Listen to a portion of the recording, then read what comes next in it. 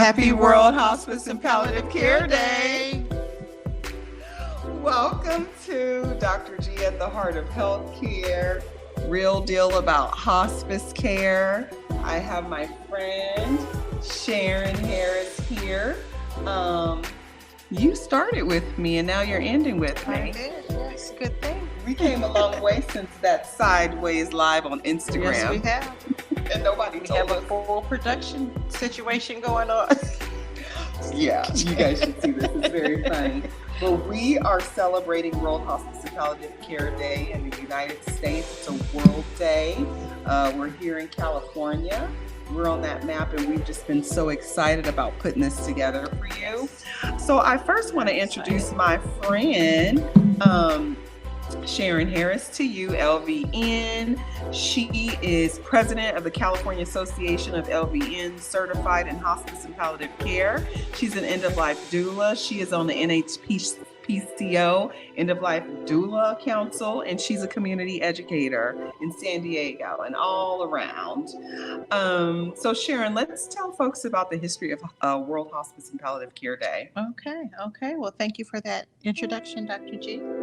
Okay, so World Hospice and Palliative Care Day is an annual unified day of action to celebrate and support hospice and palliative care around the entire world.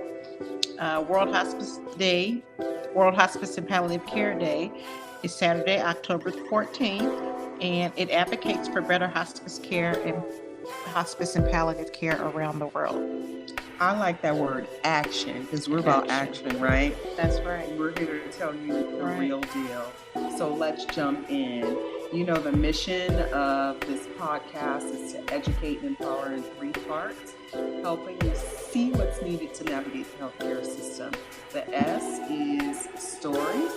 E is educate and then empower. So let's go to the story. The story is about season 1. It's about the compassionate community of guests that helped make this podcast amazing. We had 29 episodes talking about the heart of healthcare. You guys know that I believe that hospice is the heart of healthcare. All roads can and should lead to quality end-of-life care. And so thank you to all the guests who were here. We gave you that honor on LinkedIn and all the social medias, and I just appreciate each and every one of you for how you share your expertise with this production here. And so we'll just kind of go back to some of the statistics about World Hospice and Palliative Care Day. Okay. The first one I have is that 76% of people who need hospice and palliative care are in developing countries. 57 million people need palliative care at the end of life each year. That's a lot of people. That's a lot of people, right? And 18 million people die in unnecessary pain and distress each year. We don't like that. No. We don't want you out there like that.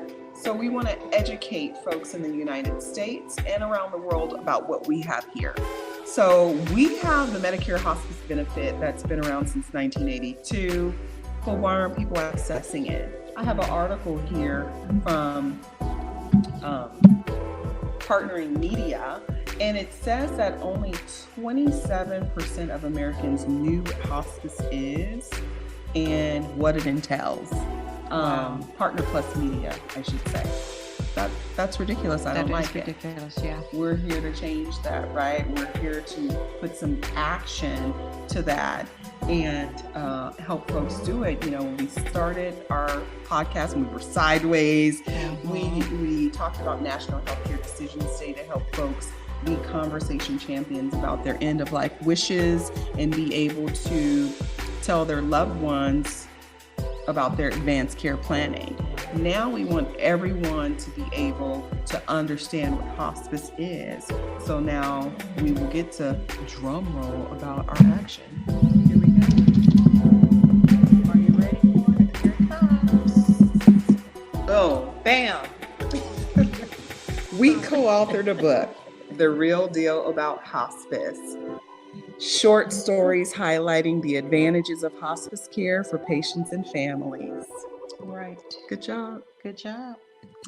We've been working on this for a couple months, and our intention here is so that everyone is educated and empowered about what's available for their family member or for themselves at the end of life. Or maybe you might be a healthcare professional and you don't know. Maybe you haven't been referring people to hospice because you're scared of death yourself. You're scared of the end of life. But the intention is for everyone to have a good death and to end well, the patient and the family. So we have stories that highlight the advantages of the care. First, I want to talk about our goal and intention though. So I have a statement from the NHPCO that talked about the benefits of hospice for patients, family members, and caregivers, including increased satisfaction and quality of life, improved pain control, reduced physical and emotional distress, and reduced prolonged grief and other emotional distress. No other area of healthcare delivers such high value for patients and for Medicare than hospice. Okay?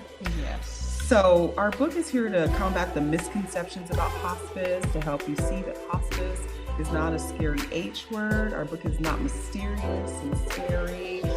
It's approachable and cool, I think. I think so too. And again, it's going to be highlighting those advantages of not only for the patient, but for the family as a unit as well. So yeah, so let's talk to them about the content. So we have 9 chapters here: a preface, an introduction, conclusion, frequently asked questions, valuable resources for you to look up, and some hospice myths we listed for you.